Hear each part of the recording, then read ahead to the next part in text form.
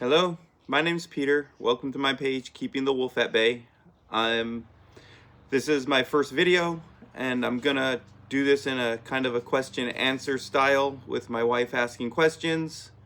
And I'm doing this to kind of journal my journey with having lupus and now fibromyalgia. So, Jules, whenever you're ready to start.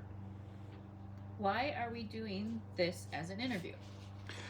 We're doing this as an interview because I tried making this video several times, and after a few minutes, probably about 5 or so, I kept losing track of my train of thought, and having never done this before, I thought this would be a good way to start and get me used to talking in front of a camera. What made you decide to start making these videos? I thought that this would be a way to help other people going through this. When I was first diagnosed about 21, 22 years ago, um, I kind of went through a bit of a depression and gave up on things that I loved for, over 20 years. And um, I thought now this would be a good time in my life to kind of take my life back and start fighting against what the illness was doing to me and start working on doing the things that I loved again. And I wanted to let people know that it is possible with autoimmune diseases and chronic illness to do the things that you love to do. When we first met, you would always say wine gives you lupus. Where did that saying come from? So that's a joke I made up about 20 some odd years ago. It was when I first was diagnosed. I was moving from California to Georgia, and I was moving in with my aunt.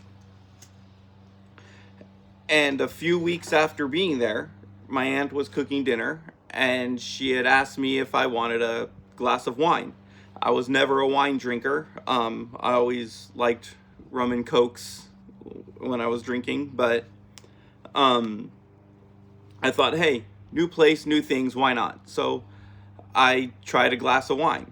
I woke up the next morning with a rash from head to toe and was a bit painful and a bit swollen.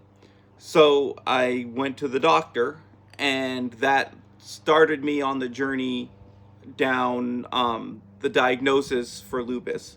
And I know this is just a joke. Obviously, I know wine does not give you lupus, but that was my saying ever since then. Once you got to Georgia and after that glass of wine, at what point did you realize the symptoms were more than just being tired?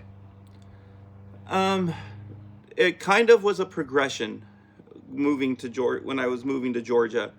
Um, it started out with pains in my hands and not being able to really make a fist anymore, or it hurt to grab things. I grew up being a drummer, but I couldn't even grab my drumsticks anymore. It was extremely painful. Um, I was just sleeping all day. I would wake up in the morning and I would go eat breakfast. I would come back and I would go back to bed and sleep until it was time to go to work. And then I would get up and I would go to work. I would work until lunchtime, at which point I would walk across the street to usually the Arby's. I would get my food to go. I would come back, put my food down on the break room table, put my head down and go back to sleep until it was time to go back to work. And then I would come home and I would sleep until dinner. I would eat dinner and go back to bed. That was pretty much what my life was. And then my feet started to swell, my knees started to swell. Um, I couldn't walk. I was walking on the sides of my feet. I couldn't bend my knees. I think a telling sign was when a coworker of mine in his 80s was mentioning how he thought it was weird that I was in my early 20s and he was in my 80s, or he was in his 80s, and he was walking better than I was. And that was kind of what really started to make me think that something more was happening. Do you remember the day you were diagnosed? What was your reaction? I do remember the day I was diagnosed, and my reaction honestly was that this was it. That, everything that I planned on doing in my life wasn't going to happen. I had very little exposure to lupus. I had one very strong family member who had the disease and also MS, and um, she was in a wheelchair for a good part of my life. And I know now that that was a lot of the MS, not the lupus, that caused that. But at the time, I didn't know that. And that's what I thought my life was going to be.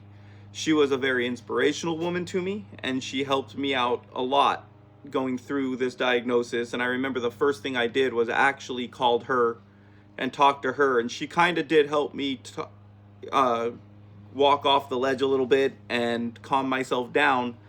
But realistically, I thought that there was no moving forward after this, that I was gonna end up an invalid and kind of overcome by fear for a long time. Where are you at today in your lupus journey?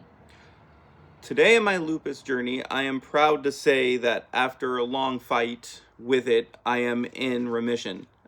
So far, for the last few years, honestly, my tests have shown almost normal ranges, and the doctors are actually really excited about the progression that I have made and everything that I've done. I'm still seeing a lot of pains that come up, and it is leading to a new diagnosis of probably having fibromyalgia, which is something that I guess is common with lupus patients. But we're still diagnosing it, we're still working on it, and making sure that it's not kind of a hidden side effect of lupus or anything like that. So we'll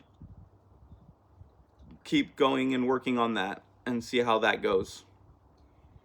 You keep saying you are trying to take your life back. What does that mean?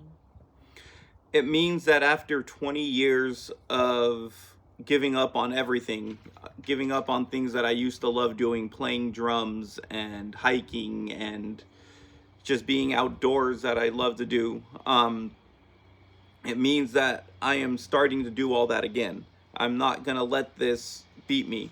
It means that things that I've always wanted to learn how to do, like horseback ride and play sports that I have never tried, like I've been disc golfing and other things, that I'm going to fight through whatever this is gonna bring at me and keep doing this stuff and not give up on it anymore. What can people expect to see on this channel? I hope to keep this channel as true as I can. I am going to show myself doing everything that I want to do. I've been taking horseback riding lessons. I hope to show film from that, show myself doing disc golfing, show myself traveling, show myself drumming and playing in bands and spending time with my dogs outdoors and training them and going to fairs and doing everything that I really enjoy, really love doing, and spending time outside. But I'm not going to keep it as just a look at what I'm doing page. I want to show the reality of everything. I want to show me outside doing it, but show that sometimes there is a cost. I can be going to the fairs and I could be going and playing the sports and doing things that I really love doing, but then the next 3 days I could be in bed because I can't move.